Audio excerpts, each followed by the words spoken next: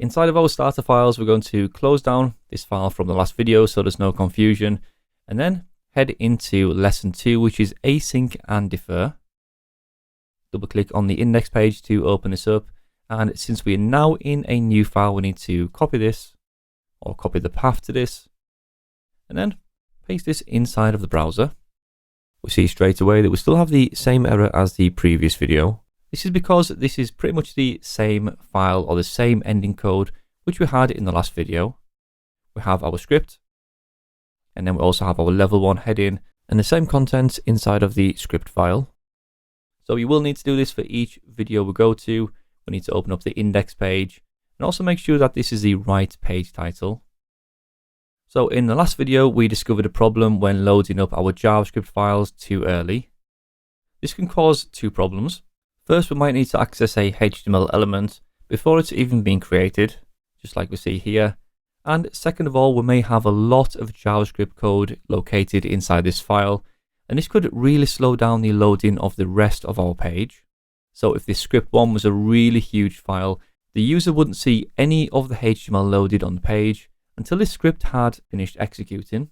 We're now going to look at two ways we can use to fix this, called async and defer. Async and defer are both attributes which we can add inside of this script element. So first, let's take a look at async and close down the sidebar for some more space. Make sure this file is saved and refresh the browser. Straight away, we see that the error has disappeared, the JavaScript has been applied to our element, and we don't see any errors over inside the console. Let's try defer. Place this and refresh the browser, and we have exactly the same result. Everything is working perfectly fine. So with these both working, what exactly is the difference? Well, first we have async, and async is short for asynchronous, and this is a term we will come back to later on. But for this particular use case, async will download the script alongside the rest of our HTML content. But to understand what async is actually doing, we need to look a little bit further ahead.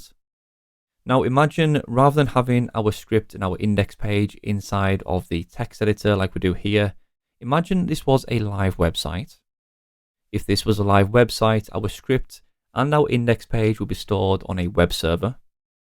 So when the user visits our page for the first time, the contents of these files will need to be downloaded.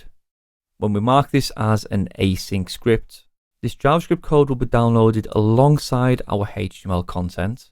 So this means rather than blocking our HTML code, the HTML is still downloaded and then rendered inside the browser. So it shouldn't cause much of a slowdown with our content.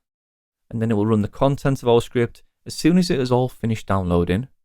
This has its advantages. It's really useful since it's not blocking the loading of our content, but there is a drawback. To see this, I'm going to link to 3 separate scripts. So let's copy and paste this 2 more times. This can be script 2 and script 3. And of course, we need to create 2 new files inside of our async and defer folder. Second one, script2.js. Also script 3. Into our script 1. So for clarity here, we can change this to be number 1. And then save this file and copy this line of code into our script 2. Paste this inside here and we can change this to number 2. Save this and the same for number 3. So now with our 3 scripts linked just here, in theory, what should we expect to happen? Well, probably we would expect this to be the number 3 inside of here, because we load script number 1, which will change the contents to be number 1, and then script 2, which will change this to be number 2, and then number 3 will override this to be number 3. Well, let's check this out. We can save this file and over to the browser, refresh. We see number 3 as expected. Let's try refreshing a few more times. If we keep refreshing multiple times, we'll eventually see a different number. We eventually see this value of 2 because we're requesting all 3 of these scripts in order. But even though we are requesting these 3 scripts in order, it doesn't mean that you're always going to come back from the server in this particular order. But you may be thinking, why should I even care about this? Well, in exactly the same way as script1.js relied on the contents of the HTML to be present, sometimes one script may rely on another script too. So for example, our third JavaScript file may rely on some code from the first two files to be available first, and if this is downloaded first before the previous two, this would then cause an error. Certain JavaScript libraries or frameworks will also have multiple scripts which we need to download, and these will need to be downloaded in order. For example, in earlier versions of the Bootstrap framework, it used to always rely on the jQuery framework too. So for the first script, we would need to download the jQuery library, and then only after this has finished loading, we would then download the Bootstrap library, which was then making use of the jQuery features.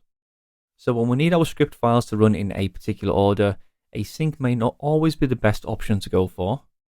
Defer, on the other hand, will run the scripts in the order which they appear, and it will do this after all of the scripts on the page and also the page content has loaded. So let's change this to be defer in all three of our scripts. And if we keep refreshing as many times as we want to, we should only ever see the last value of 3. So if you are new to JavaScript, I don't expect you to remember all of these, and you may not need them all that often. But you will also have this video and also the project code here if you need this as a reference in the future. And also remember, more commonly too, we also have the option to place these scripts right at the end of the body section, so it doesn't block up the loading of the rest of the HTML. So just as a recap before we move on, we have the async and the defer keywords which you can add as attributes to our scripts. When using async, this will download the scripts alongside the rest of the HTML content, and the browser will attempt to render the page while downloading these. One of the advantages is it won't block the rest of the content from rendering, and as soon as the file has finished downloading, it will then run the script inside. And we also need to remember, if we are using multiple async scripts, there is no guarantee that they will run in the order which we expect them to. But async is still a good option if we have multiple scripts which do not depend on each other to load in a particular order. Defer, on the other hand, will run multiple scripts, and we know that the order is going to be preserved. Deferred scripts will run as soon as both the page content, such as the HTML, and the scripts have finished downloading.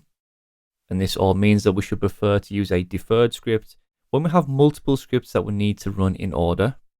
So this is the key takeaway, that async should be used when we have multiple scripts that don't need to run in a particular order, and we should use defer when we need these scripts to run in a particular order. Again, you may not need to use these two keywords very often, but it's also really important to be aware of all of these parts of JavaScript in case you come across these in the future. Next, we're going to move away from the loading of JavaScript and take a look at how we can work with strings.